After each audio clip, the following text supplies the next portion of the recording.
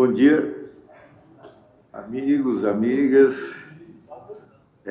Havendo aqui o quórum regimental, estando presente o nosso procurador Mário Sérgio, Ministério Público de Contas, declaramos aberta a sessão plenária número 1525.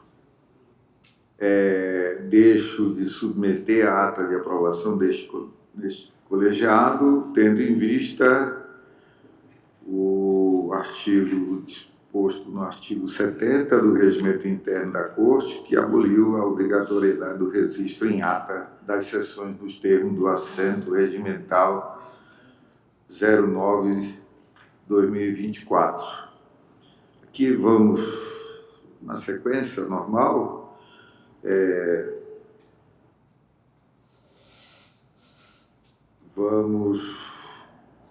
quero registrar aqui a presença do meu colega de parlamento, eu sempre chamo de Bené, né?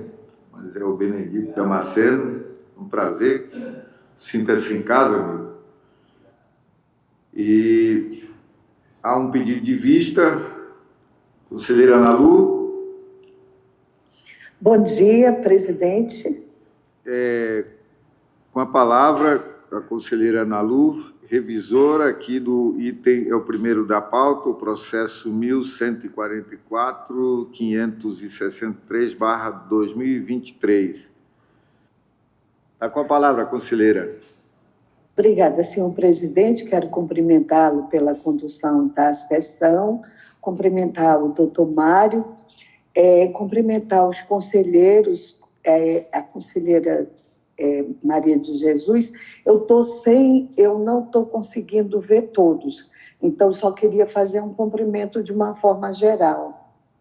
Queria cumprimentar também nosso amigo Bené, prefeito de Porto Acre, em 2 gestões, também deputado junto com a gente, a mesma legislatura comigo e o conselheiro Polanco. Todos que estão nos ouvindo e nos assistindo. Antes, queria fazer minha autodescrição. Eu sou uma mulher branca, de cabelos curtos, castanhos, tenho os olhos castanhos escuros. Hoje estou sem beca, estou usando uma blusa de algodão, de meia preta, uma calça comprida. Estou em Manaus, representando junto com a conselheira Dulce, nossa presidente, e a Beth está no intervalo agora, e eu aproveitei para poder ver o meu processo desse de vista, já que tinha 2 sessões com ele. Perdão, conselheiro, 1,56 m. Eu tenho 1,56 m, mas ele fica só me crinando, porque ele diz que toda sessão eu aumento um pouquinho, ou diminuo. Então, 1,56 m, eu sou uma mulher baixa, e essa é a minha descrição. Então, eu vou direto ao voto, senhor presidente. Eu quero cumprimentar também todos que estão nos assistindo, e também nos ajudando, como o auditor Luciano. Escuto muito bem, viu, Luciano? Está bem direitinho. Então, vou direto ao voto do meu pedido de vista. Tratam os autos de processo de inspeção instaurada após solicitação da chefia da atual 6ª COESEX da Secretaria de Controle Externo, SESEX, no qual narrou possíveis irregularidades na adesão e contratação de 24.833.519,68 realizada pela Secretaria de Educação, e propôs a abertura do processo autônomo para apuração dos fatos. Após a manifestação da presidência, os autos foram autuados e distribuídos. No tocante à instrução processual, a análise técnica apresentou sua manifestação conclusiva às folhas 1151, nos seguintes termos: ante o exposto em face do processo de inspeção para verificar a regularidade da adesão à ata de processo de preço número 15.020/22 da Secretaria de Governo do Maranhão pela Secretaria de Estado de Educação e Esporte.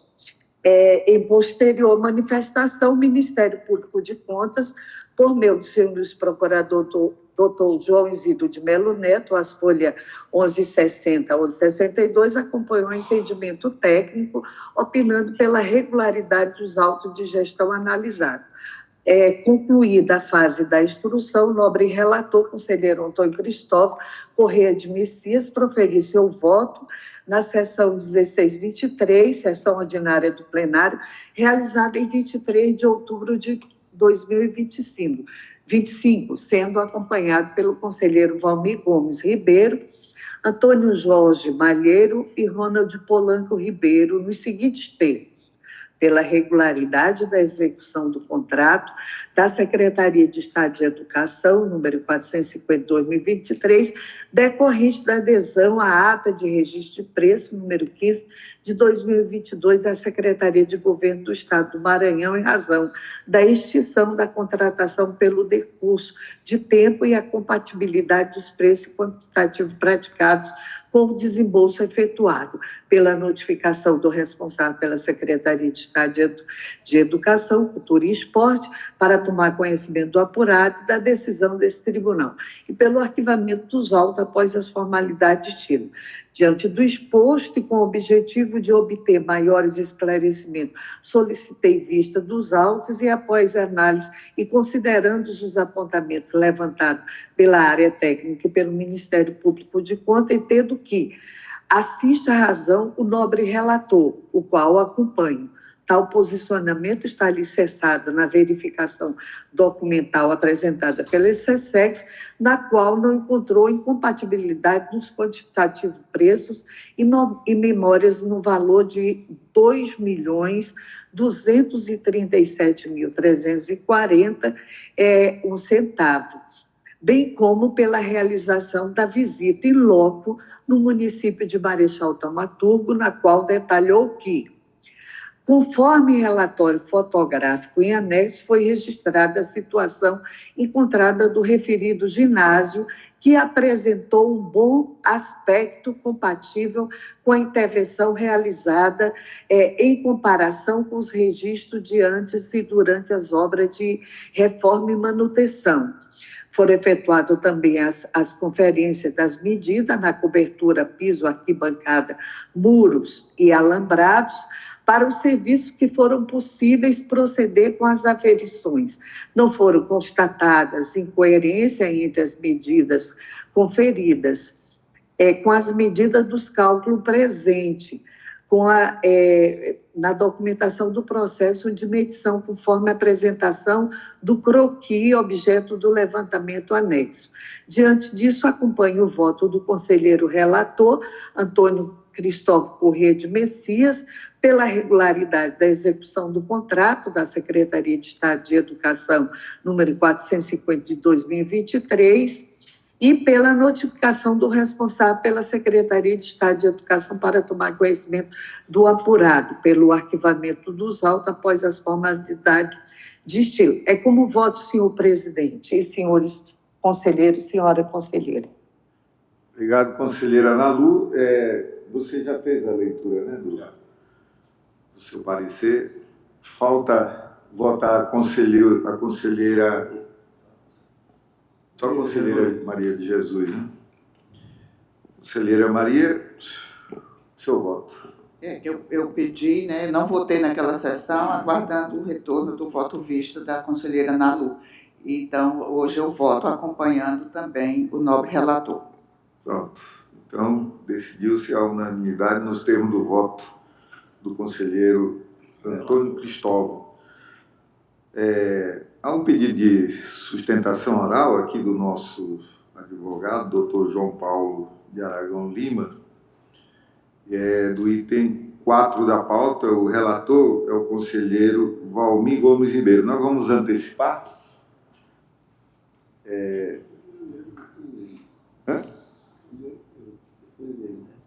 Sim, você faz a leitura do relatório, conselheiro. Com a palavra. Muito obrigado, senhor presidente, muito obrigado.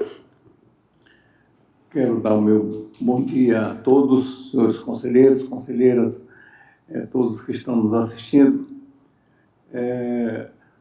Meu bom amigo Benedito Damasceno e toda a sua equipe, que sejam bem-vindos. Então, vamos ao nosso relatório. É o processo 4 da pauta, que é o processo 147.159. Vamos ao relatório. Trata-se de denúncia apresentada pela empresa Floresta e Empreendimentos, Reirelli, à ouvidoria desta Corte de Contas, com o objetivo de verificar a regularidade dos aspectos constitutivos do pregão presencial número 4 de 2024, promovido pela Prefeitura Municipal de Porto Acre. A segunda COESEX, unidade responsável pela instrução do feito, emitiu os relatórios técnicos de folhas 43/49 e 85/93, detalhando o apurado.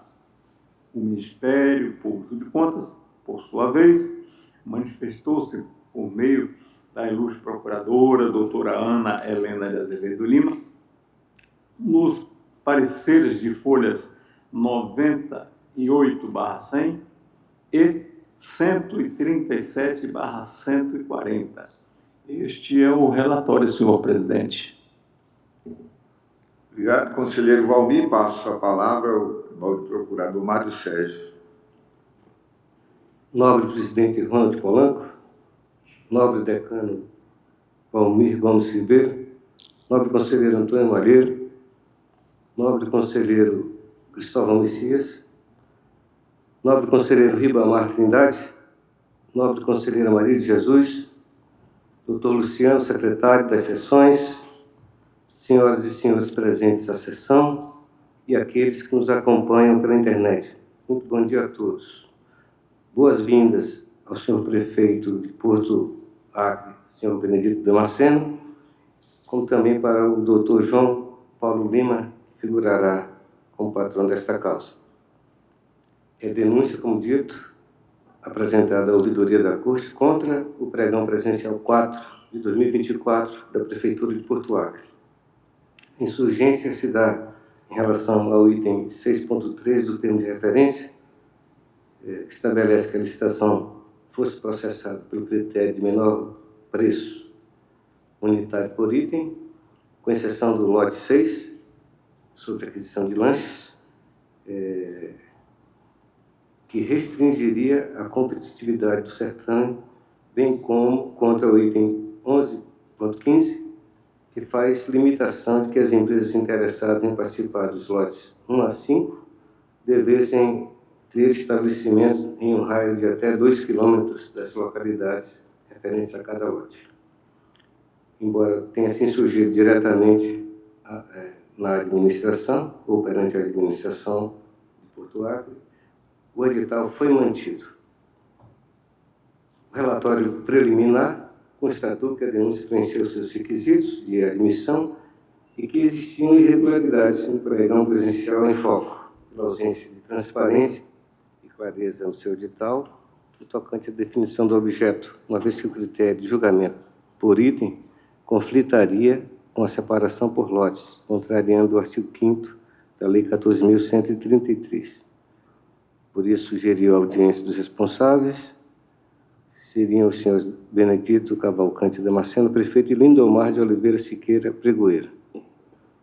Convocados para o contraditório, os responsáveis aproveitaram a oportunidade através de procurador devidamente habilitado. A análise conclusiva, após as defesas, não acatou os argumentos apresentados, mantendo a falta de clareza, a definição do objeto, que poderia ter prejudicado a participação de possíveis interessados, mantendo sugestão de reconhecimento de irregularidade do edital, aplicação de multa e notificação da origem. Observa-se que a denúncia trata de matéria de competência do tribunal, refere-se a administrador responsável, sujeito à sua jurisdição, foi redigida em linguagem clara e objetiva, contém o nome legível do denunciante e veio acompanhada de documentação, devendo, portanto, ser conhecida. Quanto ao mérito, verifica-se que a Prefeitura de Porto Acre lançou o pregão, ou melhor, o pregão presencial número 4, de 2024, para contratar fornecimento de refeições e lanches sob a forma de registro de preços. O critério de julgamento foi o de menor preço por item, com exceção do lote 6, que, apesar de elencar preços por item, seria julgado pelo valor do lote, que ficou incoerente com os demais, que também se referem a refeições e bebidas, o que pode ter restringido a participação de possíveis interessados, uma vez que o certame contou com apenas um licitante. A defesa acostada não logrou êxito em justificar o critério de escolha por lote, nem a falta de clareza provocada pela referida preferência, razão pela qual a instrução manteve conhecimento da denúncia e a irregularidade apontada, sugerindo multa e notificação da origem. No tocante ao pedido de republicação do edital, no momento do pronunciamento, se mostrava incabível, uma vez que o processo licitatório estava encerrado. Qualquer contratação dele resultante seria finalizada em 2024, podendo ser prorrogado, que deveria ser evitado. Desta forma, opinou-se pelo conhecimento da denúncia e, diante das irregularidades comprovadas pela sua procedência, com a aplicação de multa aos senhores implicados, dosada a critério do plenário, em razão de ato praticado com grave infração à norma legal. Após a fase de parecer, os responsáveis apresentaram novos esclarecimentos, afirmando a clareza do edital e a contratação por lote do item 6, devidamente justificada, e foram encaminhados, para análise pelo nobre relator. A conclusão, por sua vez, manteve os apontamentos dos relatórios anteriores, bem como a ausência de motivação pela restrição geográfica do certame, o que contrariaria a Lei 14.133. Segundo a instrução, o lote 6 também poderia ter sido dividido por tipos de eventos ou públicos distintos, de forma a se identificar os objetivos a serem alcançados, favorecendo a ampla participação de interessados, descumprindo, portanto, a súmula 247 do TCU, que obriga a contratação por item nos objetos divisíveis, pelo que sugeriu a procedência da denúncia por infração ao artigo 5º da Lei 14.133, mediante aplicação de multa aos responsáveis e notificação para fim de prevenção. Como resultado do pronunciamento anterior, o edital possui uma contradição interna ao separar lotes que seriam julgados pelo critério de menor preço por itens, com exceção do item do lote 6, que seria pelo valor do lote, uma vez que se trata de objeto divisível, a exemplo dos demais, assim como considerou a análise técnica. Desse modo, e considerando a falta de novos elementos, a doutora Ana Helena, pelo MPC, mantém a proposta de conhecimento e de reconhecimento da procedência dessa denúncia por infração à Lei 14.133, com a aplicação de multa aos responsáveis, baseada no item 2º do artigo 89 do artigo 38 da Lei Orgânica, e de notificação da origem para observar a legislação pertinente ao parecer. Obrigado. Procurador Mário Sérgio já está presente aqui, o nosso advogado, o doutor João Paulo, defesa, né, do processo aqui, defesa oral. Ele tem 15 minutos, com base aqui no artigo 74 do Regimento Interno da Casa. Doutor João Paulo de Aragão, o senhor pode começar 15 minutos.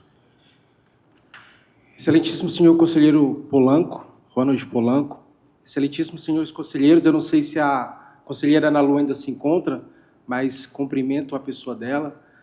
conselheira Maria de Jesus, excelentíssimos senhores conselheiros, doutor Ribamar, doutor Antônio Malheiros, sempre a satisfação revê-lo, nosso nobre procurador, o nosso relator, doutor Valmir Ribeiro, a quem aí eu também trago aí a minha deferência pela forma como o senhor e o seu gabinete sempre nos recebem, conselheiro Cristóvão, doutor Luciano, a todos presentes.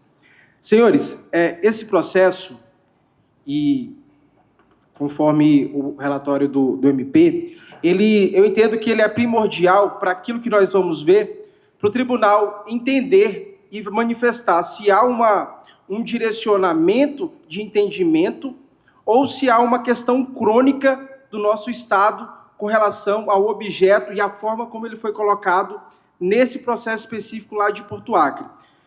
Interessante, e se faz necessário, iniciar fazendo algumas remissivas ao relatório inicial, lá nas folhas 47 e 48, que o relatório fala o seguinte, e eu serei bem objetivo, para não serei prolixo e tentarei divagar sobre o tema, bem objetivo.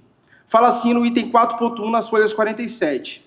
Ausência de transparência e clareza no edital. Haja vista que a definição do objeto deve ser precisa, suficiente e clara, sob pena de não dar o perfeito conhecimento ao destinatário que se deseja.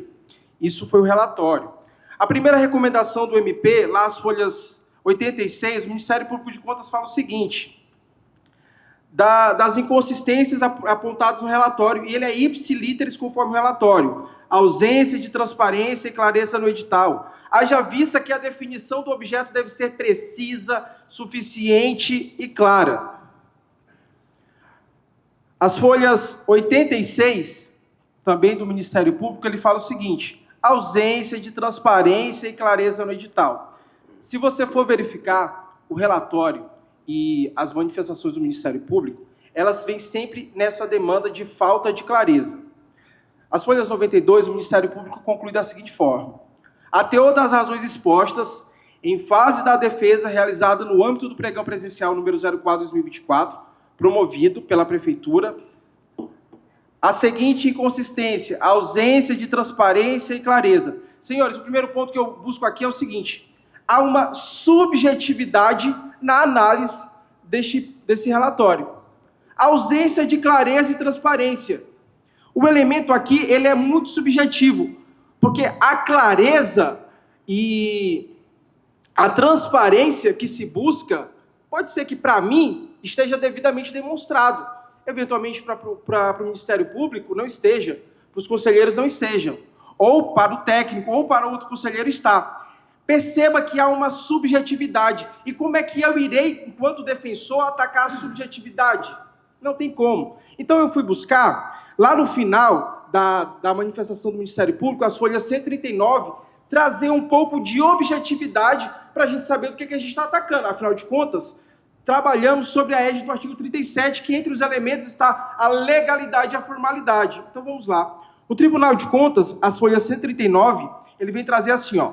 Segundo a instrução, o lote 4 também poderia ter sido dividido por tipo de evento ou públicos distintos, de forma a se identificar os objetivos a serem alcançados, favorecendo a ampla participação de interessados, descumprindo, portanto, a súmula 247 do TCU, que obriga a contratação por item nos objetos divisíveis, pelo que surgiu a procedência da denúncia, por infração ao artigo 5º, que, sinceramente, o artigo 5º da Lei 14.000, ele é um artigo excelente, assim, quando ele fala de a possibilidade daquele que interpreta verificar a legislação de uma forma ampla, bem macro.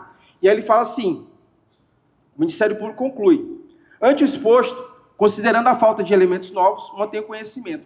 O Ministério Público ele trouxe um elemento aqui objetivo, ele falou, ó, descumpriu aqui a súmula 247. E o que é a súmula 247? Lerei para os senhores, do TCU. Ela fala assim, é obrigatória a admissão de adjudicação por item e não por preço global nos editais das licitações para a contratação de obras, serviços, compras e alienações. Não vou ler todo aqui para não tomar o tempo dos senhores. Analisando o processo, o que ficou, porque quando fala de clareza e transparência, fica muito etéreo a situação. Trazendo de uma forma objetiva, o Ministério Público falou assim, ó, são 6 itens, 5 itens estão por lote, aliás, perdão, por item, é o critério de análise, e um deles é por lote.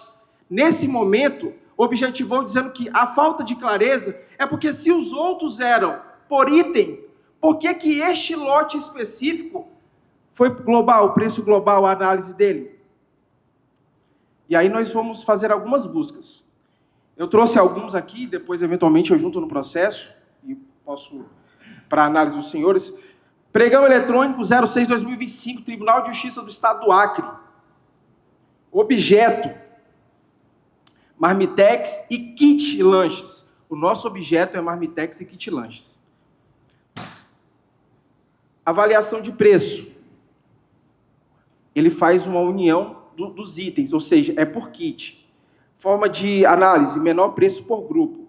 PGE, edital 239/2025. Como é que é a análise de preço? Menor preço por lote. Objeto, kit lanches. Tribunal de Contas do Estado do Acre, 2025. Edital 2/2025. Lote. Tipo de análise de preço, menor preço por lote. O nosso é por lote. E é isso que o Ministério Público fala que está o erro. Nós vamos aqui a um outro do TCE de 2024. Tipo de análise, menor preço por lote. Tem todos eles aqui. O nosso edital fala o seguinte, do critério de julgamento, o edital de Porto Acre. O critério de julgamento da presente licitação será menor preço por item para os itens 1, 2, 3, 4 e 5 e menor preço por lote para o item 6. No 6.3 eu vou trazer a mesma explicação. No 6.4 eu vou trazer uma série de justificativas dizendo por que aquele lote específico de lanche aquele item é por lote e não por item. O que se percebe daqui? Os tribunais, Tribunal de Contas aqui, ó, o TCE, Tribunal de Justiça, Procuradoria Jurídica, eles tratam sempre os lanches, por lote, porque é uma exceção face à necessidade de agrupamento. Você imagina lá em Porto Acre, eu compro, e eu não consegui ler todos, eu compro um suco de um fornecedor, compro o salgado de outro, todos eles alegam nos seus editais que não há, tem que ser por lote, não pode apenas uma empresa fornecer. O nosso edital, em todos os momentos, o nosso edital, ele deixa claro que os 5 primeiros itens, os 5 primeiros lotes, o critério é por item, mas o último, especificamente, ele é por lote. E aí, senhores, me vem a dúvida. Ora, se o Tribunal de Contas do Estado do Acre, o Tribunal de Justiça do Estado do Acre, a Procuradoria-Geral do Estado do Acre trabalham esse objeto por lote. Por quê? Porque o lote é uma exceção à regra, diferente do que diz a súmula 247 do TCU. Nós utilizamos o mesmo critério. Então, por que nós estamos equivocados? O que há, senhores, e assim, com todo respeito, e a democracia é para isso, a denúncia da empresa que faz, foi ela que ganhou esse último pregão aqui que eu falei do Tribunal de Contas. Na verdade, a denúncia é um revanchismo, porque ela apresentou, e eu inclusive manifestei, ela impugnou. E nós falamos, está aqui muito claro, tem mais de 7 pontos no nosso edital que fala, os 5 primeiros lotes são critério menor preço por item. O último lote, especificamente lanche, o critério é menor preço global, porque aí justificou, há uma necessidade. O nosso edital, ele vai justificar, ele fala o seguinte, ó, a licitação para a contratação de que trata o objeto da licitação, menor preço por lote, para os itens 6, lanche, justifica-se pela necessidade de preservar a integridade qualitativa do objeto, vez que vários prestadores de serviço poderão implicar descontinuidade da padronização. É comum, e todos os órgãos, e aqui é um elemento que eu vou ficar muito atento, porque assim, Se o nosso edital, o edital de Porto Acre, agiu de forma errada, faltando clareza, por que o do Tribunal de Contas foi aceito? Por que o Tribunal de Justiça foi aceito? Não há processo sobre eles. Por que o da Procuradoria-Geral do Estado do Acre foi aceito? Será que a diferença é porque não houve uma denúncia? Mas, estranhamente, quem denuncia esse edital ganhou os outros. Será que havia algum interesse? Não estou fazendo uma ilação, não. Estou apenas aqui buscando um direito constitucional que cabe à defesa e o contraditório. No entanto, com todo respeito, o auditor não pode, de uma forma etérea, subjetiva, dizer faltou clareza. Que clareza foi essa? A objetividade. A objetividade, segundo o Ministério Público, é o seguinte, a súmula 247 do TCU não foi respeitada. Por quê? Porque fez por global. Senhores, eu, que me especializei justamente nisso aqui, apresentei a minha tese na PUC de Minas sobre licitação, toda capacitação da professora Ana Cristina, que é uma excelente profissional aqui do tribunal, eu participo. Isso aqui é quase que corriqueiro. Aí eu pergunto, será que os auditores estão participando dessas capacitações? Não estou fazendo nenhuma análise ou julgamento, estou apenas fazendo questionamentos. Porque, senhores, se o município de Porto Acre, o ex-prefeito, o senhor Bené Damasceno e o senhor Lindomar Pregoeire, eles forem multados numa pena que é a mais pesada aqui, do artigo 89, que vai para 14 mil, para um servidor que ganha 8 mil reais, eu vou querer saber por que o Tribunal de Contas não faz análise do edital deles, se o edital é da mesma forma que o nosso.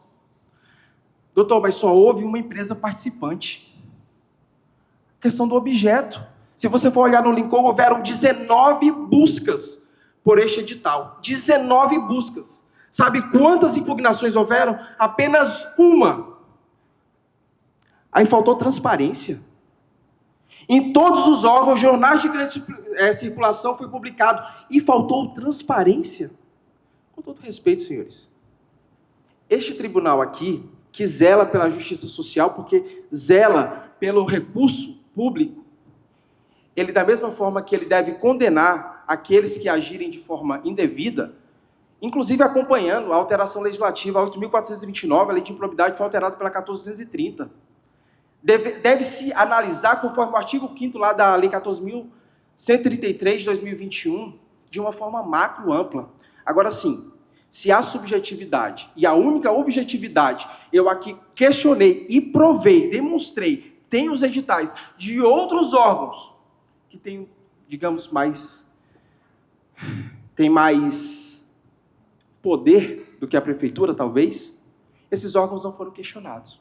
Então, excelentíssimos senhores, com todo o respeito que eu tenho por este tribunal e pelas vossas excelências, eu conclamo a vossas excelências que analisem, senhor relator, senhor procurador-geral, com a devida, eu não diria parcimônia, mas com a devida tranquilidade, que não podemos, conforme dizia Aristóteles, no conceito de justiça, tratar os iguais, na verdade, justiça é tratar os iguais de forma igual, os desiguais de forma desiguais. Se houver aqui uma condenação, senhores, claramente há uma acepção do tribunal. Porque, senão, obviamente, todos esses outros editais aqui devem ser a crivo de análise. Antigamente, o Lincoln ele fazia por amostragem. Estou trazendo à luz os processos. Eles existem. Então, conclamamos aos senhores que seja reconhecido a improcedência da denúncia para arquivar e não multar o senhor Benedito Cavalcante e o senhor Lindomar Siqueira. Pela atenção dos senhores, é a primeira vez que estou nesse novo ambiente, uma satisfação, ficou muito bonito. Agradeço pela oportunidade e, com todo respeito, peço que os senhores analisem o crivo da igualdade de todos os entes representativos, o judiciário, o legislativo e o executivo, pois nós todos, conforme a Constituição, somos iguais e devemos ser tratados como iguais. Muito obrigado. Obrigado, doutor João Paulo Aragão. Passo a palavra agora ao conselheiro relator, conselheiro Valmir Ribeiro, fazer leitura do seu voto.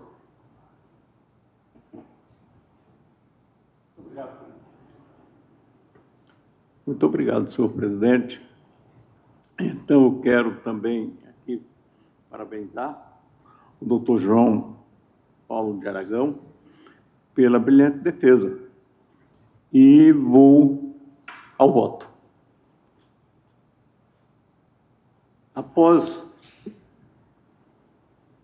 as análises detalhadas dos autos e o devido contraditório, constatou-se a ocorrência de infringência ao artigo 5º da Lei número 14.133 de 2021, em razão da ausência de transparência e clareza no edital, o que resultou na restrição do caráter competitivo da licitação. Diante do exposto, visto e analisado o presente processo e ainda consubstanciado no relatório técnico conclusivo de folhas 125/132 e no douto parecer do Ministério Público de Contas de folhas 137/140, concluo votando. 1. Pelo conhecimento da presente denúncia e, no mérito, julgá-la procedente com a consequente aplicação de multa solidária ao senhor Benedito Cavalcante Damasceno, prefeito à época, e ao senhor Lindomar de Oliveira Siqueira, presidente da Comissão Permanente de Licitação, no valor equivalente a 600 UPFs, correspondente a R$ 8.178, com fundamento no inciso 2 do artigo 89 da Lei Complementar Estadual nº 38, de 1993. Pela infringência à Lei 14.133 de 2023. Após as formalidades de estilo, pelo arquivamento dos autos. É assim que voto, senhor presidente, senhores conselheiros, senhoras conselheiras. Obrigado, conselheiro Malheiro. Valmir Ribeiro, em votação, com a palavra o conselheiro Antônio Jorge Malheiro. Obrigado, excelência. Sabe as palavras do doutor João Paulo com relação à justiça. A certeza não nos pertence. A justiça, sim. Nunca terei certeza de que o certo está correto, mas o justo é sempre certo. E o que o gestor e o senhor vieram aqui foi atrás de justiça. Há uma particularidade no processo que não cabe toda aquela comparação que foi feita, que eu achei muito interessante e pertinente. Não é o nome de que eu julgo em bloco uma determinada licitação que vai fazer todas iguais. O interior delas é que as vai fazer iguais. No caso específico de Porto Acre, havia alguns itens que deturpavam, como o caso do refrigerante, o valor total. E onde errou a auditoria? Não apontou.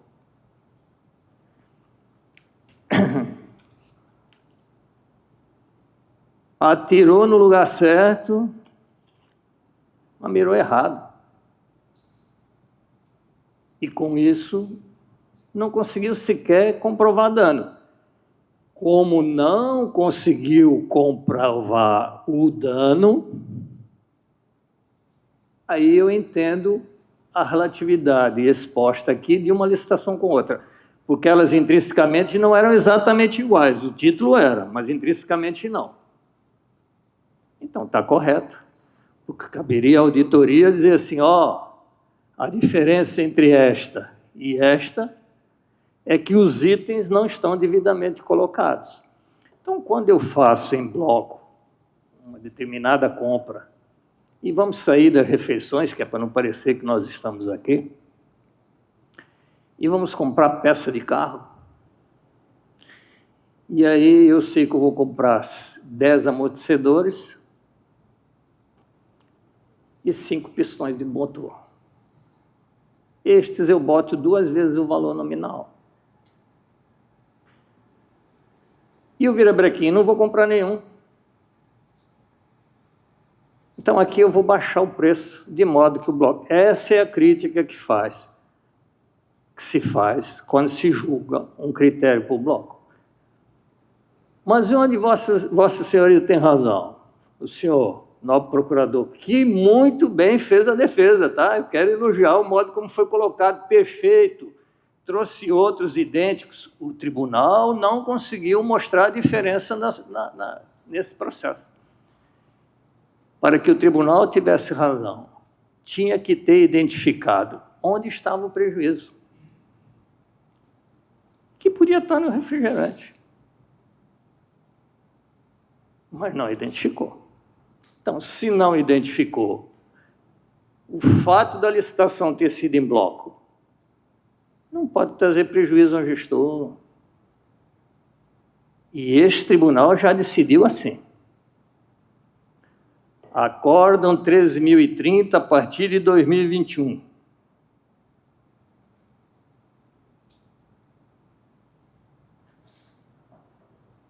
Eu tenho que dar regularidade, com ressalvas, em face da ausência de dolo, erro grosseiro, e não comprovação por parte da nossa auditoria do nexo de causalidade de dano.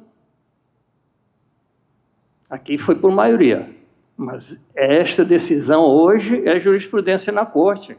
Acórdão 13.561. Aqui, 2022, já há unanimidade. Se o tribunal não conseguir fazer o nexo de causalidade, de erro grosseiro, falha, porque aí pode ter ocorrido uma falha, exatamente na hora da constituição dos itens, mas não foi apontado. Então, o ônus da prova do erro grosseiro, dolo e má-fé, para o tribunal houve uma inversão, passou a partir do acórdão 13.561 de 2022, e nesse processo não se consubstanciou erro grosseiro, dolo ou má-fé por parte do gestor. Então, com a devida vênia ao parquê, com a devida vênia ao nobre relator, uma vez que não houve comprovação de dano, uma vez que não era proibido e vedado, dito que não, legislação contrária a que fosse feito por bloco, a não ser que houvesse erro dentro do procedimento, que foi aludido, mas não foi apontado, não foi dito, como foi aqui colocado corretamente, com a devida vênia, tendo em vista que não houve prejuízo, tanto é que o processo fala em multa, por erro de procedimento, falha procedimental, que hoje o tribunal teria que provar essa falha procedimental, eu peço vênia para simplesmente entender que a denúncia não cabe pelo arquivamento dos autos. É como voto, excelência. Obrigado, conselheiro Malheiro. Com a palavra, o conselheiro Antônio Cristóvão.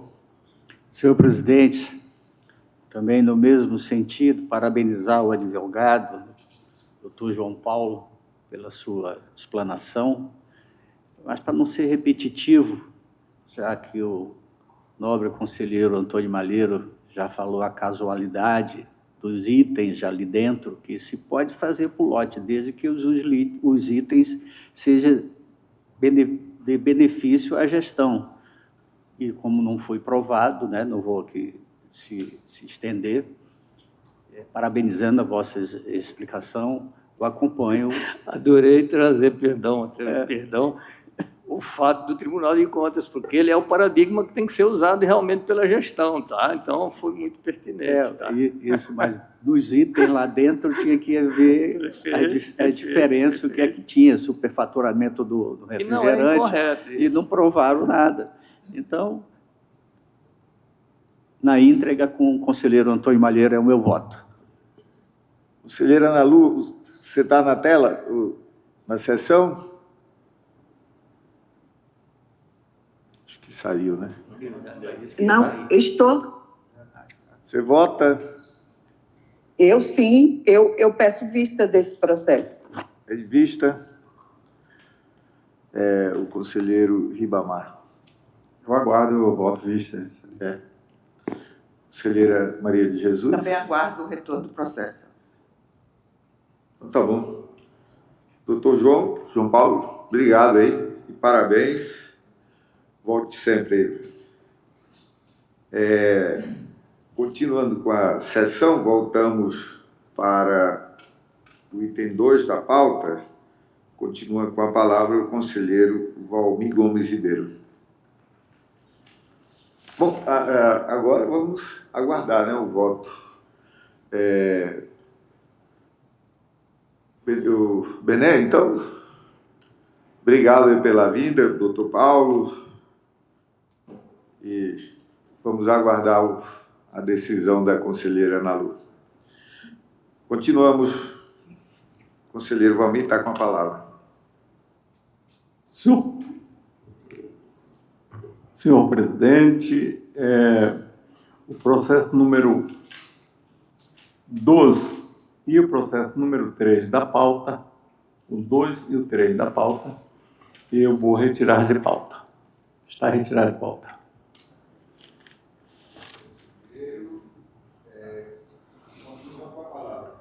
Processo 3 da ordem da pauta. Agora é o processo... tirou os dois. 5 da pauta, né? Agora é o 5.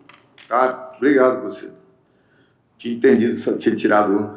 Então, com a palavra, o conselheiro Antônio Jorge Malheiro, com o processo da ordem da pauta, conselheiro 5. Obrigado, excelência. Tratam os autos de inspeção instaurada, com fundamento no artigo 12 da instrução 22 deste tribunal, com o objetivo de apurar a responsabilidade do gestor, senhor prefeito do município de Capixaba, Manuel Maia Bezerra, ante a não recondução das despesas de pessoal aos limites estabelecidos na Lei de Responsabilidade Fiscal. A situação decorreu de decisão monocrática no processo 144.211, acompanhamento de gestão fiscal, exercício de 2023, no qual restou evidenciado que o Poder Executivo de Capixaba apresentava um percentual de comprometimento na despesa de pessoal de 73,37% da receita corrente líquida. A segunda Coordenadoria Especializada de Controle Externo emitiu o relatório preliminar, demonstrando que o município ainda comprometia, no final de 2021, 58,85% da receita corrente líquida com a despesa de pessoal. E, em vez disso, ampliou até a análise 73,37% no terceiro quadrimestre de 2023. O gestor foi notificado, permaneceu silente, e a segunda Coercex confirmou as irregularidades e propôs a aplicação de multa ao gestor, O doutor Parque se pronunciou através de sua ilustre procuradora, doutora Ana Helena de Azevedo Lima, pela aplicação de multa. É o relatório, Excelência. Obrigado, conselheiro Antônio Malheiro. Com a palavra, o nobre procurador Mário Sérgio. Obrigado, presidente. Agora quero cumprimentar a nobre conselheira Nalu Gouveia, que eu, por não estar aqui presente, me equivoquei e não cumprimentei na vez passada. Esse processo decorre do acompanhamento da gestão fiscal da Prefeitura de Capixaba, exercício de 2023, conforme o artigo 12 da Instrução Normativa 22 do Tribunal. No terceiro quadrimestre de 2021, o Poder Executivo de Capixaba registrava com despesa de pessoal 58,85% de sua receita corrente líquida, índice que subiu para 73,37% no terceiro quadrimestre de 2023, o que demonstra não terem sido adotadas as medidas de adequação ou redução melhor, conforme o artigo 15 da Lei Complementar 178 de 2021. Foi citado o senhor prefeito Manuel Maia Bezerra, prefeito, que não se pronunciou. O relatório conclusivo apontou que o município de Capixaba não observou o regime especial de recondução das despesas com pessoal, conforme a Lei Complementar 178, que é anual, a razão de no mínimo 10%, ratificando a irregularidade fiscal e propondo a aplicação de multa.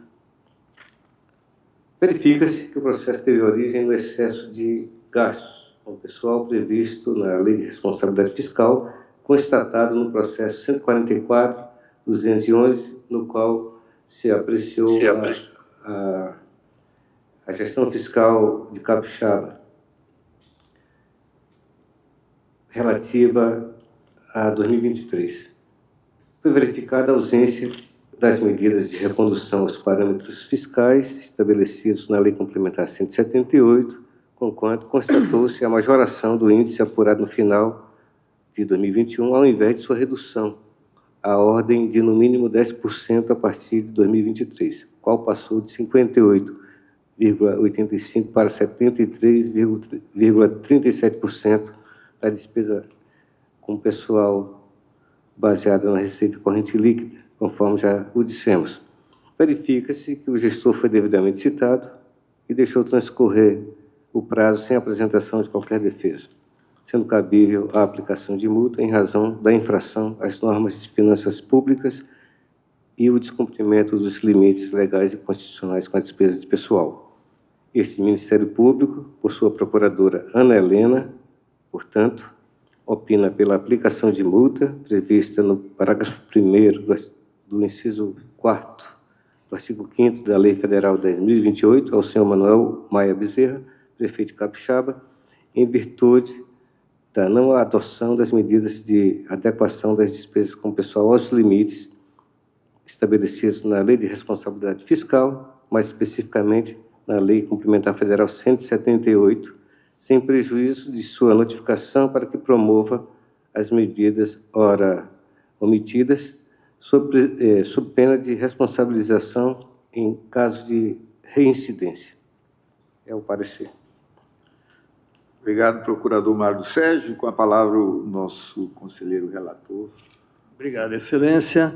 Bom, este plenário, em decisões similares, tem, ao invés de aplicar a multa neste processo, pensado a prestação de contas para análise final no exercício, como ocorreu agora, não na quinta-feira passada, não anterior, e foi o processo que nós trouxemos aqui como referência, mas tem outros, o 147.349, na Prefeitura Municipal de Mâncio Lima, onde nós apensamos, em vez de aplicar multa, para a decisão na prestação de contas anual. Então, nessa mesma linha, para sermos justos, voto pela notificação ao senhor Manuel Maia Bezerra, prefeito do município de Capixaba, para a adoção das medidas necessárias para reconduzir o limite da despesa total com pessoal ao estabelecido no artigo 20 da Lei de Responsabilidade Fiscal. Encaminhamento à SESEX para acompanhar as medidas tomadas por aquela prefeitura a respeito da redução obrigatória da despesa de pessoal, a pensar este processo, a prestação de contas da Prefeitura Municipal de Capixaba de 2023, encaminhamento da decisão ao Ministério Público Estadual e Câmara Municipal de Capixaba e após pelo arquivamento dos autos. É como voto, Excelência. Obrigado, conselheiro Antônio Jorge Malheiro. Em votação, com a palavra, conselheiro Valmir Ribeiro. Acompanho o voto do nobre conselheiro relator. Senhor presidente. Conselheiro Antônio Cristóvão. Acompanho o relator, presidente. Obrigado, conselheiro. Conselheira Nalu Gouveia.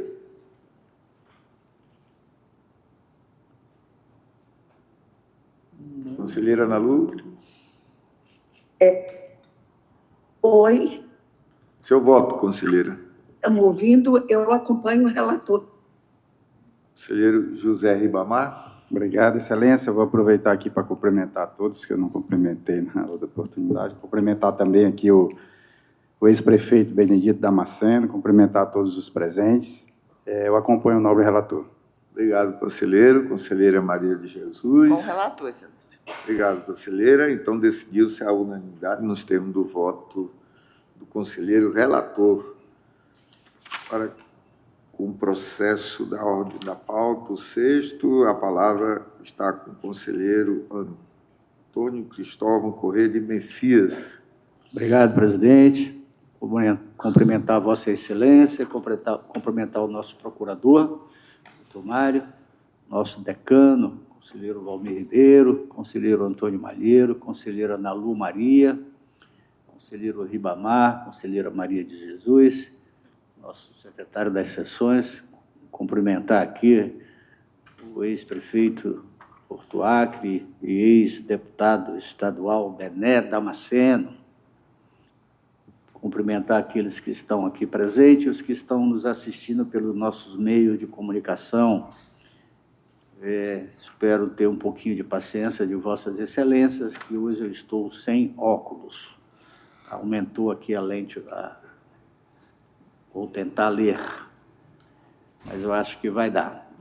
Trata-se de processo de inspeção registrado e autuado em face da solicitação formal, comunicação interna número 8/2023, documentas folha 1 e 2, oriunda da conselheira Nalu Maria Lima Gouveia, para apurar a legalidade, economicidade e proporcionalidade na criação e ou modificação da estrutura de cargos comissionados no âmbito da administração indireta do governo do Estado do Acre, decorrentes das publicações da Lei Estadual número 4.086, de 85, obrigado, o número fica mais difícil, de 16 de fevereiro de 2023. E a Lei Complementar 419, de 15 de dezembro de 2022, que estabelece a estrutura básica da administração no Poder Executivo e da Lei Complementar Estadual 428, de 16 de fevereiro de 2023. Após a realização de diligências na Secretaria do Estado da Casa Civil, as folhas 14, 17, 52 e 55, e na Assembleia Legislativa do Estado do Acre, as folhas 65, é isso? A Secretaria de Controle Externo, SESEX, por meio da primeira COESEX, emitiu o relatório preliminar de análise técnica das folhas 107 a 123. Pelo despacho de folhas 120, o óculos do meu amigo Valmir, melhorou. Pelo despacho de folhas 126 a 127, foi determinada a retificação da autuação processual para incluir como responsável o chefe da Casa Civil, senhor Jonatas Xavier Donadoni, o secretário de Estado da Fazenda, e o senhor José Amarizo Freitas de Souza, e o secretário de Estado de Administração, o senhor Paulo Roberto Correia da Silva, e o procuradora-geral do Estado, a senhora Janete Melo de Albuquerque Lima, sendo determinada ainda a notificação de todos os responsáveis para que apresentasse os esclarecimentos que entendesse pertinentes acerca das ocorrências apuradas pela instrução. Os responsáveis ofereceram conjuntamente as razões de justificativa às folhas 143 a 169, 180 a 200, subscrita pelo senhor procurador do Estado, Cristóvão Pontes de Moura, da Coordenadoria de Defesa de Agentes Políticos da Procuradoria-Geral do Estado. As justificativas apresentadas foram encaminhadas à SESEX, a primeira COSEX, que emitiu o relatório conclusivo de análise técnica das folhas 206 a 208. Por seu turno, o Ministério Público de Contas manifestou-se às folhas 223 a 227, em parecer da lavra da senhora procuradora doutora Ana Helena de Azevedo Lima. É o relatório, senhor presidente. Obrigado, conselheiro Antônio Cristóvão. Agora, com a palavra, o nosso procurador. Obrigado, excelência. Como visto, bem apresentado no relatório, verifica-se a criação de cargos comissionados na administração indireta do Estado, objeto da Lei 4.085 e Lei Complementar 428, ambas de 2023. Essas leis, segundo o relatório inicial, foram concebidas sem estudo da estimativa de impacto orçamentário e financeiro da despesa criada, da ausência de declaração do ordenador sobre adequação orçamentária e financeira, compatibilidade com o plano plurianual e lei de diretrizes orçamentárias, com falta de comprovação contendo as premissas e a metodologia de cálculo de que os efeitos financeiros da criação e aumento da despesa seriam compensados por uma redução permanente do gasto e sem informações que demonstrassem a economicidade entre o aumento de cargos e funções e a melhoria do serviço público ou benefício alcançado a bem do serviço. Foram citados o nobre governador, senhor Gladson Cameli, senhor Jonathan Xavier Donadoni, chefe da Casa Civil, José Amarício Freitas de Souza, secretário da Fazenda, Paulo Roberto Correia da Silva, secretário de Administração, senhora Janete Melo da Albuquerque Lima, procuradora-geral do Estado, que apresentaram defesa, trazendo preliminares. Verifica-se que a preliminar suscitada de existência de continência entre os processos 144.229 e 144.263 não merece acolhida. Primeiramente, não há que se falar em contingência dos autos, vez que o processo 144.263 se refere ao acompanhamento da gestão fiscal do Estado de 2023, no qual se realiza análise dos dados constantes do relatório resumido da execução orçamentária e o relatório de gestão fiscal sob a ótica do cumprimento das diretrizes previstas nas leis orçamentárias e demais normas, ao passo que este processo possui um objeto restrito à apuração da legalidade, economicidade e proporcionalidade na criação e ou modificação da estrutura de cargos comissionados no âmbito da administração indireta estadual. Observa-se que os processos não se encontram em situação de contingência. No tocante à ilegitimidade passiva dos agentes públicos subordinados ao chefe do Poder Executivo, como bem demonstrado pela área técnica, a Secretaria Estadual da Casa Civil deveria, dentre outros, garantir análise prévia da constitucionalidade e legalidade dos atos governamentais. A Secretaria da Fazenda tem o dever institucional de garantir a incompatibilidade entre os atos que impactam a folha de pagamento e a capacidade orçamentária e financeira do Estado. A Secretaria de Administração possui responsabilidade legal para atuar nos atos de contratação de pessoal. A Procuradoria-Geral tem competência, dentre outras, para realizar as atividades de consultoria e assessoramento jurídico do Poder Executivo, cabendo-lhe, no caso, analisar e garantir que as alterações na estrutura de cargos comissionados estejam em conformidade com os princípios da responsabilidade fiscal e com o necessário controle das despesas públicas. Que pese isso, considerando que a Procuradora-Geral do Estado, senhora Janete de Mello, e o secretário da Fazenda, senhor José Amarísio de Souza, não se encontravam no exercício de seus cargos quando da edição das normas em questão, de fato, não devem compor o polo passivo do presente processo. No mérito, verifica-se a ausência dos elementos essenciais que deveriam acompanhar os projetos de leis que deram origem à Lei 4.085 e à Lei Complementar 428. Não houve a apresentação dos estudos de estimativa de impacto orçamentário e financeiro para os 2 exercícios subsequentes, acompanhados das premissas e metodologias de cálculo empregadas. Não se vislumbra a declaração do ordenador de despesa sobre a adequação orçamentária e financeira à Lei Orçamentária Anual e compatibilidade com o Plano Plurianual e com a LDO.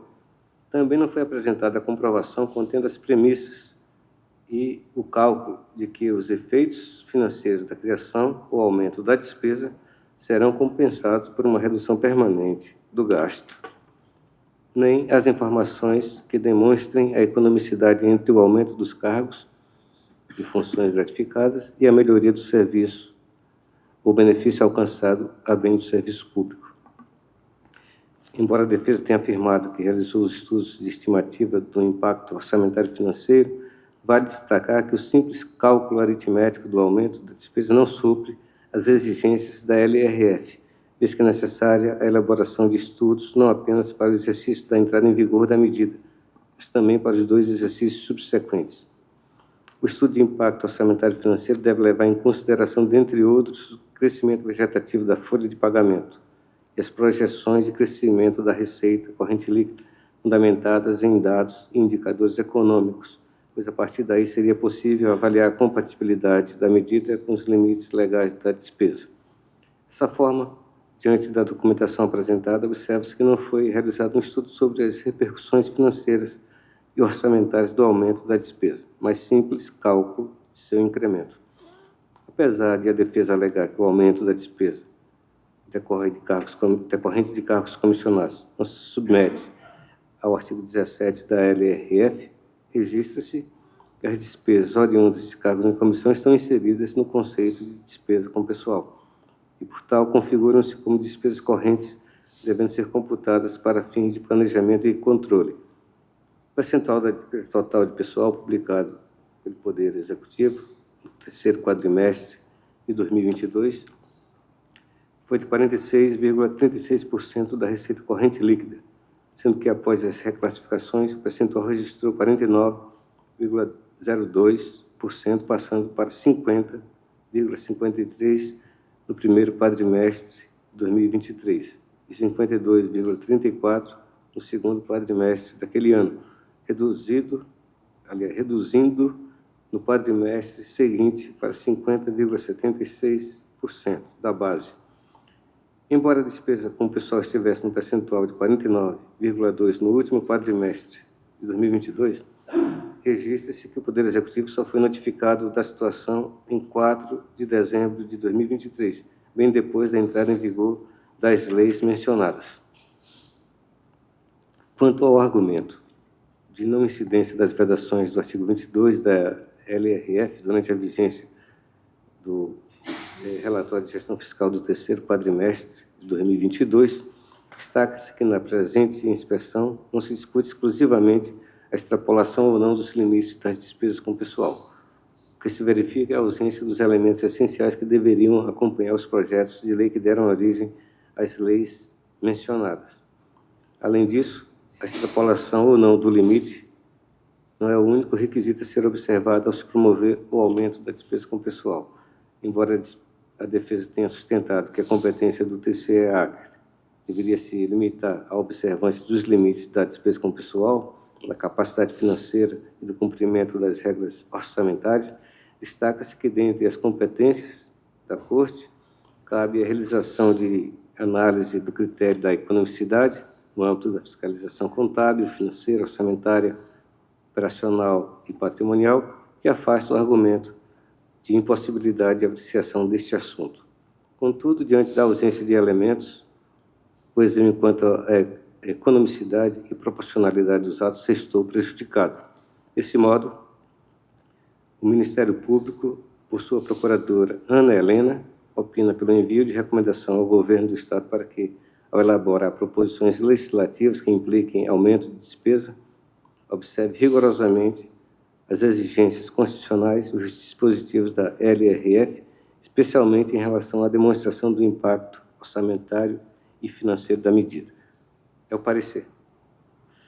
Obrigado, procurador Mário Sérgio. Com a palavra, o conselheiro relator, Antônio Cristóvão. Obrigado, presidente. Indo direto ao voto, senhor presidente. Entre o exposto, consubstanciado no pronunciamento do Ministério Público de Contas e no relatório conclusivo da Secretaria de Controle Externo, SESEX, voto.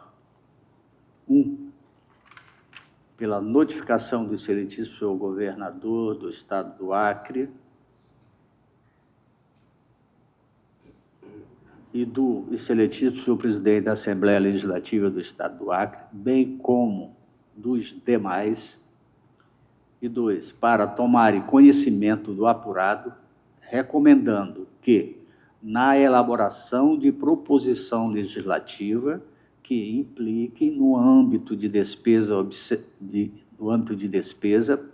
observem as exigências constitucionais e dos dispositivos da Lei de Responsabilidade Fiscal, especialmente em relação à demonstração do impacto orçamentário e financeiro.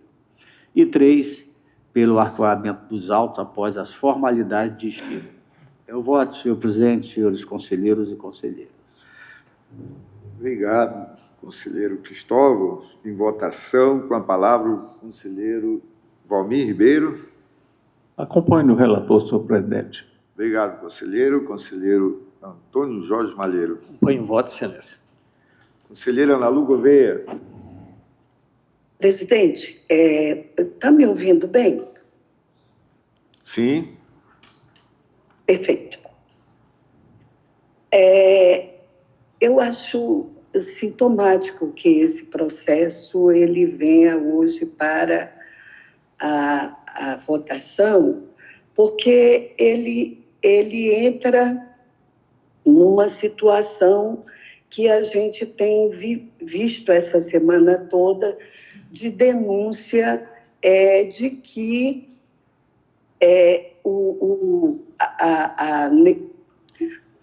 a posse, a nomeação de algumas pessoas não deveriam ser feitas. Eu não entro no mérito de como, muitas vezes, a imprensa trata as mulheres. Eu não entro, porque é um discurso misógino, é um discurso inaceitável, como se nós, mulheres, não tivéssemos competência. O que eu entro na discussão, e aí é por isso que é sintomático que venha esse processo para a pauta de hoje, durante realmente uma semana em que o tribunal foi colocado no centro das discussões, de uma forma equivocada, mas eu quero, no meu entendimento, colocá-la no que para mim, realmente conta. O que realmente, para mim, conta é a questão da Lei de Responsabilidade Fiscal. Desde que eu entrei no Tribunal de Contas, já há quase 15 anos, Eu tenho visto que a lei de responsabilidade fiscal, ela tem sido quase que um dogma para a gente, uma Bíblia, é a lei maior para nós, né?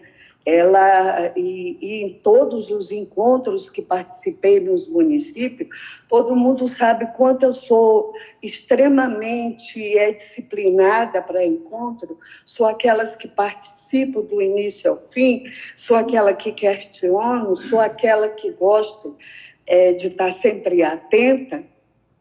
E nos encontros sempre se colocava o artigo 22 e isso, e qual o limite do Estado e essas coisas todas.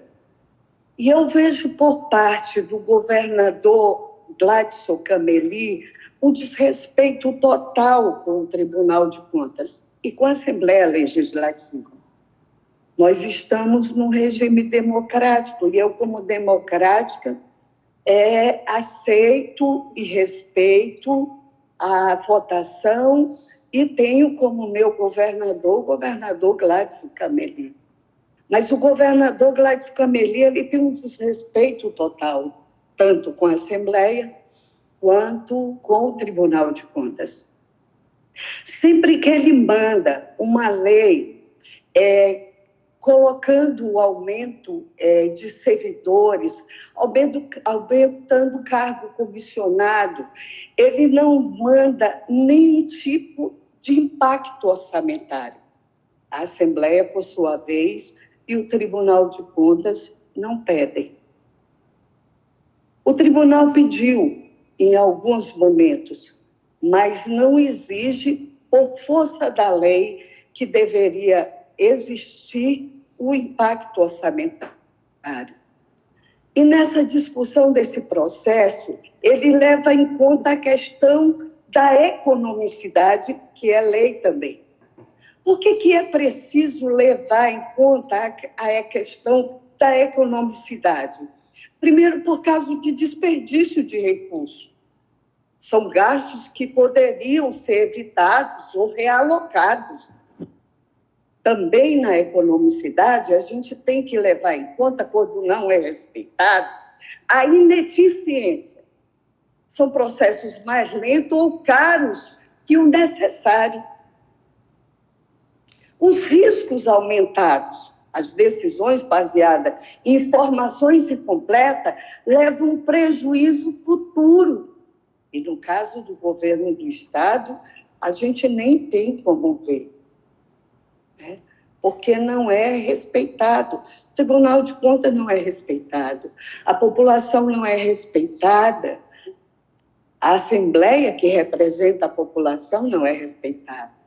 Há também, quando se não leva em conta a economicidade, a perda de credibilidade, tanto interna quanto perante a sociedade ou investidores. Se faz o que quiser. Não se leva em conta as informações e nem as leis colocadas, nós não temos esses impactos. Simplesmente não temos. E aí, a votação, ela fica como esse voto. Eu estou dizendo, governador, que se abstenha de fazer esses tipos de coisa, porque senão, o que vai acontecer? Nada. Isso aqui deveria ser encaminhado ao Ministério Público Estadual. Eu espero também que o Ministério Público de Contas, tão zeloso, muitas vezes, esses zelos é também questionável, né? Em algumas votações, eu fico muito preocupada, mas muito zeloso. Eu espero que recorra dessa votação, já que é um voto dizendo nada para nada. Né? Outra coisa que eu acho importante e sintomático nessa discussão desse processo, justamente desse processo, nessa época, onde, como eu disse, o tribunal ficou no meio da imprensa colocando que não deveria ter mais cargo na Secretaria de Turismo, já que, inclusive, o percentual do governo do Estado está 46,59%, 0,04%. Então, nem poderia. Em tese, não poderia. Tá. O que eu me preocupo demais nessas discussões dessa semana que apareceram é a questão do que está em jogo. Apareceu, inclusive, uma vaga negociada do próprio Tribunal de Contas. Você me respeite, Nalu. Não fale o que você não sabe de nada. Você está entrando pelo viés que você não me conhece. Você não me conhece. Não entre por esse viés, que você não me conhece. Conselheira Eu Nalu. vou esperar o presidente me deixar falar, porque... Se eu deixo Vossa Excelência falar, não entre pelo esse viés, como a senhora tem entrado aqui em outras sessões. Não entre, que eu não vou aceitar, presidente. Não aceito isso aqui. A senhora é acostumada aqui a entrar por esse seu viés e ninguém fala. Comigo a senhora não vai. Conselheiro Cristóvão e conselheira Nalu, vamos aguardar uma sessão administrativa para discutir. Continuar. Mas, conselheira Nalu, se a senhora pudesse retirar essa parte do... Mas eu nem concluí. Presidente, eu nem concluí. Vocês não sabem nem o que eu vou falar. Vocês não sabem nem o que eu vou falar. Conselheira, muitas coisas a gente não precisa falar, só... Conselheiro, senhor presidente, eu quero falar e continuar o meu voto. Mas o seu voto pode ser continuado, mas não pode ser... Senhor presidente, direções... o senhor não sabe o que eu vou falar. O senhor Tudo bem, não então conclua o sabe. seu voto, mas precisa haver o respeito, inclusive é o marco legal com que... Matéria jornalística que qualquer um escreve em papel, que depois serve para qualquer coisa, não aceito isso. Desrespeitei. E que foi que eu desrespeitei alguma coisa? Agora, conselheira, a senhora está citando uma secretaria em que existe uma relação familiar do conselheiro Antônio Cristóvão e insinuações que nós temos que... Negociações. Em negociação, que ela falou. Falou em negociação. Me respeite. Conselheiro Cristóvão, eu entendo que o senhor está muito... não sei nem dizer a palavra. Não estou, conselheira Nalu. A Vossa Excelência falou em negociação. Uma possível negociação. Senhor. Aqui não tem nada negociado. Eu ainda tenho 10 anos nessa casa. Depois que o conselheiro terminar, eu vou falar. Conselheira, vamos suspender a sessão em 5 minutos, conselheira? Mas, eu não sei por quê. Continuamos, mas se a senhora respeitar os marcos da nossa... Olha, conselheiro Polanco, presidente, eu vou entrar com um pedido da sua postura, da postura do conselheiro Cristóvão. Eu, no início da minha fala, e agora eu vou falar, respeite vocês. Conselheira, eu vou suspender a sessão por 5 minutos. Da minha fala, Vou suspender a sessão por 5 minutos. Está suspensa a sessão, conselheira. Retomamos a sessão. Como presidente, eu retiro de pauta o processo de relatoria do conselheiro Antônio Cristóvão, da ordem da pauta, o 6º. Como presidente, retiro de pauta. 144, 229. Senhor presidente, Não havendo senhor mais presidente, nada a tratar, encerro a presente sessão, convidando outra para dia e hora regimental. Está encerrada a sessão, senhor presidente. senhora Um homem que tira a conselheira. voz da mulher e dá para os homens, Está encerrada a espero sessão, mesmo senhor. nada. Não espero nada do senhor mesmo, não. Não espero.